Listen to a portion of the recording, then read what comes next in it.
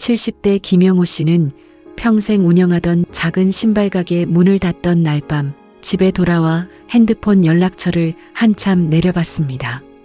수백 개의 이름이 저장되어 있었지만 이상하게도 전화를 걸고 싶은 사람은 단 한 명도 떠오르지 않았습니다. 그때 마음속에서 이런 생각이 스쳤습니다. 내가 친구가 많았다고 믿었는데 정작 내 편은 없었구나. 우리는 늘 들어왔습니다. 노년에는 친구가 많아야 외롭지 않다고. 하지만 정말 그럴까요? 오히려 그 믿음이 우리를 더 지치게 만들고 있지는 않을까요? 오늘은 나이 들수록 많은 친구가 필요 없는 5가지 이유를 알려드립니다. 하나, 대부분의 관계는 마음이 아니라 상황에서 만들어졌기 때문입니다. 68세 박순자 씨는 30년 넘게 같은 아파트 단지에서 살았습니다. 매일 아침 단지 안정자에서 만나는 이웃들이 있었고 일주일에 2번은 경로당에서 화투를 치며 시간을 보냈습니다. 명절이면 서로 음식을 나눠 먹었고 누구네 집에 경조사가 있으면 빠지지 않고 얼굴을 비쳤습니다. 박순자 씨는 스스로 인복이 많다고 생각했습니다. 이 나이에 이렇게 어울릴 사람이 많다는 것이 감사했고 이 관계들이 평생 갈 것이라고 믿었습니다. 그런데 작년 남편의 병간호를 위해 아들이 사는 다른 도시로 이사를 가게 되었습니다.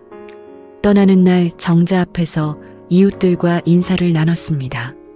다들 연락하자고 했고 꼭 놀러 오라고 했습니다. 박순자 씨도 자주 전화하겠다고 약속했습니다.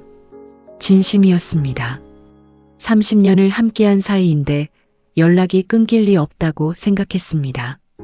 처음 한두 달은 괜찮았습니다. 가끔 단체 대화방에 안부 인사가 올라왔고 박순자 씨도 새로운 동네 사진을 올리며 근황을 전했습니다. 그런데 시간이 지나자 대화방이 조용해졌습니다. 누군가 메시지를 보내도 답하는 사람이 줄었고 어느 순간부터는 박순자 씨가 먼저 연락해도 짧은 답만 돌아왔습니다. 그래, 잘 지내고 있구나. 나도 바빠서. 그 한마디가 전부였습니다. 박순자 씨는 서운했습니다. 30년을 함께 했는데 이렇게 쉽게 멀어질 수 있는 건가 싶었습니다. 하지만 곰곰이 생각해 보니 이해가 되기도 했습니다. 그 이웃들과 친해진 건 매일 얼굴을 마주쳤기 때문이었습니다. 정자에서 만나고 경로당에서 만나고 엘리베이터에서 마주치고 그 반복된 만남이 친밀함을 만들어준 것이지 서로의 마음이 특별히 통했던 것은 아니었습니다. 상황이 만들어준 관계였기에 상황이 바뀌자 관계도 함께 바뀐 것입니다. 지금 박순자 씨의 핸드폰에는 여전히 그 이웃들의 연락처가 저장되어 있습니다. 하지만 전화를 거는 일은 거의 없습니다. 서로 할 이야기가 없어졌기 때문입니다. 공유하는 일상이 사라지니 나눌 대화도 사라졌습니다. 처음에는 그 사실이 쓸쓸했지만 이제는 담담하게 받아들입니다. 원래 그런 것이었구나 하고요. 우리가 친구라고 부르는 사람들 중 상당수는 이렇게 상황이 엮어준 인연입니다. 직장에서 매일 보던 동료, 아이 학교에서 만난 학부모, 동네 모임에서 함께한 이웃들. 그 자리가 있었기에 관계가 유지된 것이지 자리가 사라지면 관계도 자연스럽게 흐려집니다. 이것은 누구의 잘못이 아닙니다.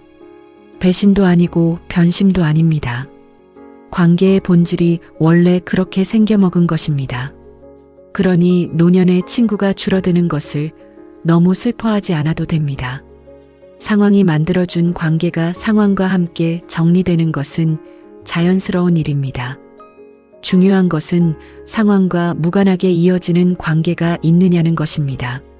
멀리 떨어져 있어도 자주 만나지 못해도 그래도 마음이 향하는 사람, 그런 사람이 단 한 명이라도 있다면 그것으로 충분합니다.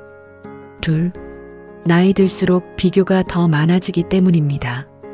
68세 이정숙 씨에게는 40년 넘게 알고 지낸 친구 모임이 있었습니다. 젊을 때 같은 시장에서 장사를 하던 사이로 한 달에 한 번씩 모여 밥을 먹고 수다를 떠는 것이 오랜 전통이었습니다. 서로의 결혼식에도 갔고 아이들 돌잔치에도 갔고 부모님 장례식에도 함께 했습니다. 인생의 굵직한 순간마다 곁에 있었던 사람들이었기에 이정숙 씨는 이 친구들을 가족처럼 여겼습니다. 그런데 언제부터인가 모임에 가는 발걸음이 무거워지기 시작했습니다. 대화의 내용이 달라졌기 때문입니다. 젊을 때는 장사 이야기, 아이들 키우는 고충, 남편 흉보기 같은 소소한 일상을 나눴습니다. 그런데 나이가 들고 나니 대화의 주제가 점점 눈에 보이는 것들로 바뀌었습니다. 자식이 용돈을 얼마나 주는지, 손주가 어느 학교에 다니는지, 건강검진 결과가 어땠는지, 집값이 얼마나 올랐는지, 안부를 묻는 것 같지만 그 안에는 미세한 비교의 눈길이 담겨 있었습니다. 이정숙 씨의 아들은 평범한 회사원입니다. 형편이 넉넉하지 않아 용돈을 많이 주지는 못하고 명절에 얼굴 보는 것으로 대신합니다. 이정숙 씨는 그것만으로도 감사했습니다. 아들이 건강하게 제 앞가림하는 것이 고마웠습니다. 그런데 모임에 나가면 마음이 흔들렸습니다. 한 친구는 아들이 매달 100만 원씩 용돈을 준다고 했고 다른 친구는 딸이 해외여행을 보내줬다고 했습니다. 그 이야기를 들으면서 이정숙 씨는 자신도 모르게 아들과 그 친구들의 자식을 비교하게 되었습니다. 그리고 비교가 끝나면 늘 자신이 초라해졌습니다. 어느 날 모임에서 한 친구가 물었습니다. 정수가, 너희 아들은 용돈 얼마 줘? 이정숙 씨는 순간 말문이 막혔습니다. 솔직하게 말하자니 부끄러웠고 거짓말을 하자니 마음이 불편했습니다. 결국 얼버무리듯 대답했지만 집에 돌아오는 길에 기분이 좋지 않았습니다. 내가 왜 이런 질문에 주눅이 들어야 하는지, 내 삶이 왜 남과 비교되어야 하는지 씁쓸한 생각이 꼬리를 물었습니다. 그 뒤로 이정숙 씨는 모임에 나가는 횟수를 줄였습니다. 핑계를 대고 빠지는 일이 많아졌고 결국 1년에 한두 번 얼굴을 비추는 정도가 되었습니다. 친구들은 왜 안 나오냐고 물었지만 이정숙 씨는 그 이유를 말하지 않았습니다. 말해봤자 이해받지 못할 것 같았고 오히려 예민하다는 소리를 들을 것 같았습니다. 비교는 관계를 좀먹습니다. 젊을 때는 서로 비슷한 출발선에 있었기에 비교가 덜했습니다. 다들 힘들었고 다들 치열했고 다들 비슷비슷했습니다. 그런데 세월이 흐르면서 격차가 벌어집니다. 누구는 자식 덕을 보고 누구는 그렇지 못합니다. 누구는 건강하고 누구는 병을 얻습니다. 그 차이가 눈에 보이기 시작하면 대화가 불편해집니다. 안부가 아니라 평가가 되고 만남이 위로가 아니라 상처가 됩니다. 노년의 비교는 특히 잔인합니다. 젊을 때는 앞으로의 가능성이 있었기에 지금의 열세를 만회할 희망이라도 있었습니다. 그런데 노년에는 그런 희망이 없습니다. 지금 모습이 거의 최종 결과입니다. 그래서 비교에서 지면 회복하기가 어렵습니다. 만나고 돌아오는 길에 내가 작아졌다는 느낌, 내 인생이 실패했다는 느낌이 오래 남습니다. 40년 친구라도 만나고 나면 마음이 무거워지는 사람이라면 굳이 그 관계를 유지할 이유가 없습니다. 친구의 숫자보다 중요한 것은 내 마음의 평화입니다. 비교 없이 있는 그대로의 나를 받아들여주는 사람, 그런 사람 한 명이 비교하는 친구 10명보다 낫습니다. 셋, 대부분 자신도 여유가 없기 때문입니다. 69세 최영수 씨는 젊을 때 의리의 사나이로 통했습니다. 친구가 어렵다고 하면 달려갔고 돈이 필요하다면 형편이 안 되어도 쪼개서 빌려줬습니다. 밤늦게 전화가 와도 받았고 술 한잔 하자는 연락에 마다하지 않았습니다. 그래서 주변에 사람이 많았습니다. 다들 영수 형 하며 따랐고 최영수 씨도 그런 자신이 좋았습니다. 사람 사이에서 필요한 존재라는 느낌이 삶의 보람이었습니다. 그런데 60을 넘기면서 상황이 달라졌습니다. 무릎이 안 좋아져서 오래 걷기가 힘들어졌고 당뇨까지 생겨서 식단 관리를 해야 했습니다. 술자리는 갈 수 없게 되었고 약속이 있어도 몸 상태에 따라 취소하는 일이 잦아졌습니다. 아내의 건강도 나빠져서 병원을 오가는 일이 일상이 되었습니다. 예전처럼 친구가 부르면 달려가는 것이 불가능해졌습니다. 내 몸 하나, 내 가정 하나 건사하기도 버거운 나날이었습니다. 어느 날 오래된 친구 한 명에게서 전화가 왔습니다.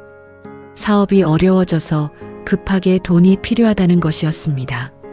예전 같았으면 어떻게든 마련해서 도와줬을 것입니다. 하지만 최영수 씨의 형편도 여유롭지 않았습니다.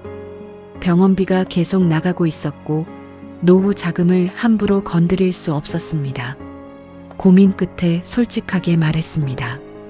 미안하지만 지금은 도와주기가 어렵다고. 형편이 이래서 나도 힘들다고. 전화기 너머로 짧은 침묵이 흘렀습니다. 그리고 친구는 담담하게 말했습니다. 그래, 알았어. 어쩔 수 없지. 그 한마디가 전부였습니다. 이해한다는 말도 내 사정도 힘들겠다는 말도 없었습니다. 전화를 끊고 나서 최영수 씨는 한참 동안 멍하니 앉아 있었습니다. 서운했습니다. 지금까지 내가 얼마나 많이 도와줬는데 단 한 번 거절했다고 이렇게 차갑게 굴 수 있는 건가 싶었습니다. 그 뒤로 그 친구와는 연락이 뜸해졌습니다. 아니, 솔직히 말하면 거의 끊겼습니다. 최영수 씨는 처음에 배신감을 느꼈지만 시간이 지나면서 조금은 이해하게 되었습니다. 그 친구도 급했던 것이고 거절당한 것이 섭섭했던 것이겠지요. 그리고 생각해보면 그동안의 관계도 어쩌면 일방적인 것이었을지 모릅니다. 내가 베푸는 쪽이었고 친구는 받는 쪽이었습니다. 관계의 균형이 무너지면 한쪽이 지칠 수밖에 없습니다. 노년에는 누구나 여유가 없어집니다. 젊을 때는 시간도 체력도 돈도 어느 정도 남는 것이 있었습니다. 그래서 친구에게 나눠줄 수 있었습니다. 그런데 나이가 들면 그 여유가 사라집니다. 내 몸 건사하기, 내 가족 돌보기, 내 병원비 감당하기, 그것만으로도 하루가 빠듯합니다. 그러니 누군가 힘들다고 손을 내밀어도 예전처럼 잡아주기가 어렵습니다. 마음은 있어도 몸이, 형편이 따라주지 않습니다. 이것은 상대도 마찬가지입니다. 내가 힘들 때 친구에게 기대고 싶어도 그 친구 역시 자기 짐을 지고 있습니다. 서로가 서로에게 기대기 어려운 구조가 되는 것입니다. 그래서 노년의 우정은 젊을 때와 같을 수 없습니다. 너무 많은 것을 기대하면 실망하게 되고 실망이 쌓이면 관계가 틀어집니다. 그러니 노년의 친구에게는 기대를 낮추는 것이 현명합니다. 도와줄 수 없는 상황을 탓하기보다 각자 제 삶을 건사하느라 바쁘다는 것을 인정하는 것입니다. 그리고 그 안에서 서로에게 부담 주지 않는 방식의 우정을 찾는 것입니다. 함께 있는 것만으로 좋은 관계, 아무것도 해주지 않아도 괜찮은 관계. 그런 관계가 노년에는 가장 편안합니다. 넷. 속마음을 안전하게 맡길 사람이 줄어들기 때문입니다. 66세 한미영 씨는 동네 등산 모임에서 만난 친구들과 가깝게 지냈습니다. 일주일에 2번 뒷산을 오르며 이런저런 이야기를 나누는 것이 소소한 낙이었습니다. 그 중에서도 특히 친하게 지내던 김순희 씨가 있었습니다. 나이도 비슷하고 처지도 비슷해서 마음이 잘 맞았습니다. 산을 오르면서 자식 이야기, 남편 이야기, 속상한 일들을 털어놓았고 서로의 마음을 다독여 주었습니다. 한미영 씨는 순희 씨를 진짜 친구라고 생각했습니다. 이 나이에 이렇게 마음 터놓을 사람이 있다는 것이 감사했습니다. 어느 날 한미영 씨는 순희 씨에게 깊은 속마음을 털어놓았습니다. 며느리와의 갈등이었습니다. 아들 집에 갔다가 며느리에게 서운한 소리를 들었고 그게 마음에 오래 남아 있었습니다. 아들에게 말하자니 사이가 틀어질까봐 겁났고 남편에게 말하자니 그냥 참으라는 소리만 들을 것 같았습니다. 그래서 순희 씨에게 털어놓은 것이었습니다. 믿으니까요. 이 사람은 내 편이니까요. 순희 씨는 고개를 끄덕이며 들어주었습니다. 위로도 해주었고 자기도 비슷한 경험이 있다며 공감해 주었습니다. 한미영 씨는 이야기하고 나니 마음이 한결 가벼워졌습니다. 역시 순희 씨에게 말하기 잘했다고 생각했습니다. 그런데 일주일 뒤 이상한 일이 생겼습니다. 등산 모임의 다른 회원이 한미영 씨에게 넌지시 물었습니다. 미영 씨, 며느리랑 사이가 안 좋아요? 무슨 일 있었어요? 한미영 씨는 순간 얼굴이 굳었습니다. 그 이야기를 어떻게 아는 거지?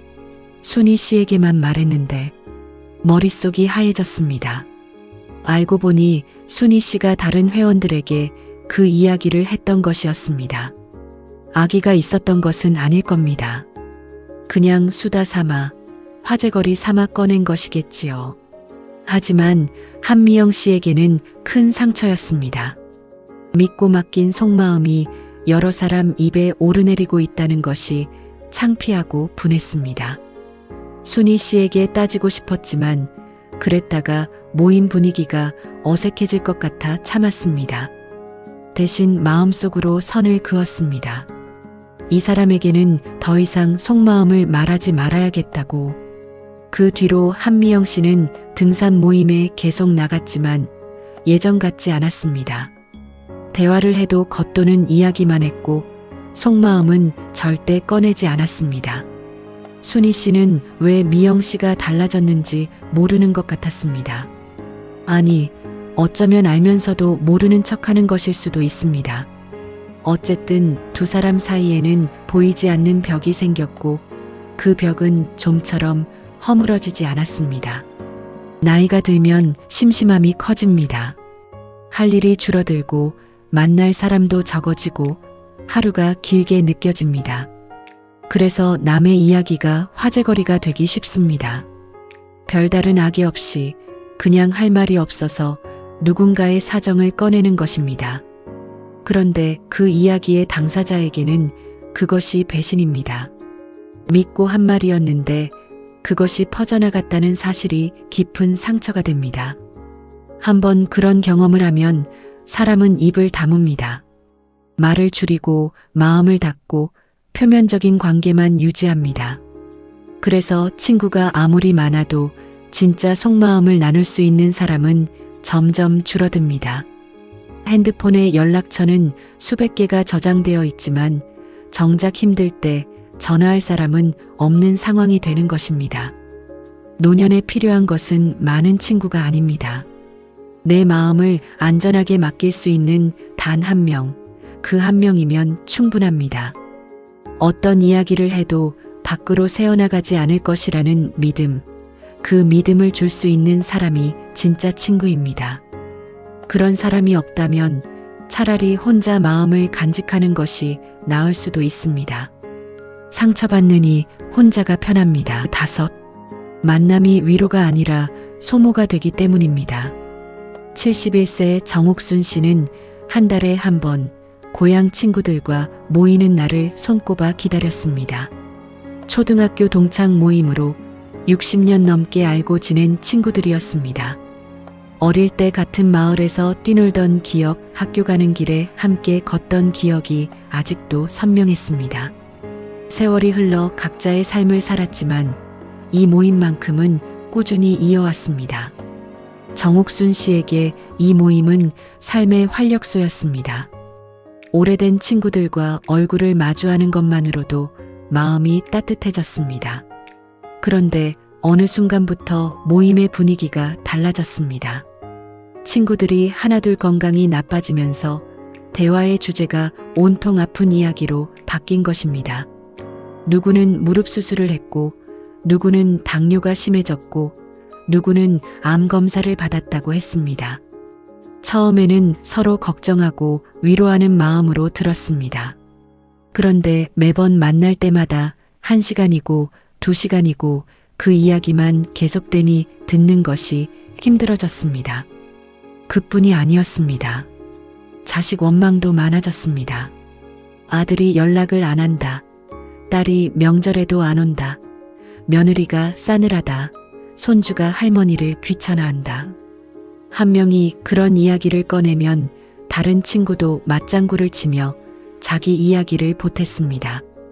서로의 서러움을 확인하는 시간이 되어버린 것입니다. 거기에 세상에 대한 불만까지 더해졌습니다. 요즘 젊은 것들은 버릇이 없다. 세상이 너무 험해졌다. 예전이 좋았다. 같은 이야기가 반복되었습니다. 정옥순 씨는 모임에 다녀오면 기분이 가라앉았습니다. 예전에는 친구들을 만나고 오면 에너지가 충전되는 느낌이었는데 요즘은 오히려 에너지가 빠져나가는 느낌이었습니다.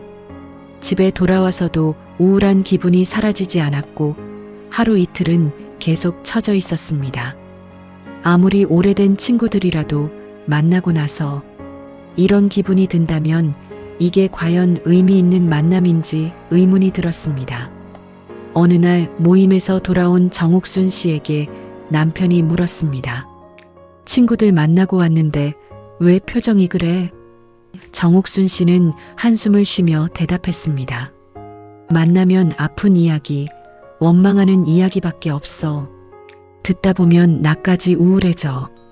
남편은 고개를 끄덕이며 말했습니다. 그러면 좀 쉬어. 꼭 매번 나가야 하는 건 아니잖아. 그 말에 정옥순 씨는 생각에 잠겼습니다. 결국 정옥순 씨는 모임에 나가는 횟수를 줄였습니다. 2달에 한 번, 석 달에 한 번, 그러다가 반년에 한 번이 되었습니다. 친구들은 왜 안 나오냐고 물었지만 정옥순 씨는 적당히 둘러댔습니다. 몸이 안 좋아서, 일이 있어서.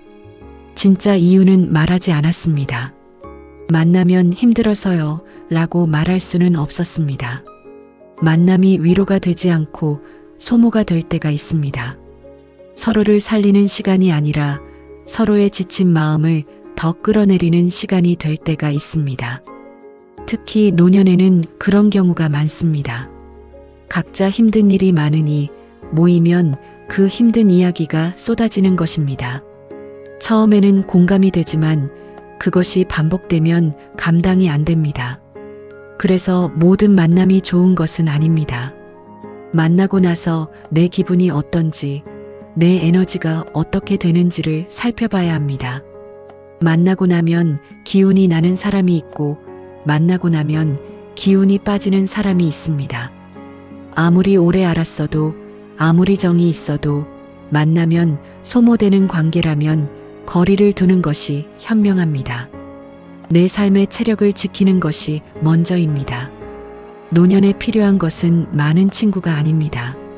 만나고 나면 웃음이 나는 사람, 함께 있으면 마음이 편안해지는 사람, 그런 사람 1~2명이면 충분합니다. 그 사람들과의 만남에 시간을 쓰고 나머지는 과감하게 줄이는 것이 노년을 건강하게 사는 방법입니다. 노년에 많은 친구가 필요 없다는 말은 사람을 끊어내라는 뜻이 아닙니다. 숫자를 늘리는 대신 내 마음을 지키는 관계만 남기라는 뜻입니다. 만나고 나서 기운이 살아나는 사람, 그 사람에게만 시간을 쓰면 됩니다. 남는 건 몇 명 안 될 수 있습니다. 하지만 우리는 그 몇 명이면 충분합니다. 아직 구독 안 누르셨으면 구독 버튼 눌러주시고 마음의 즐거움을 찾아보세요.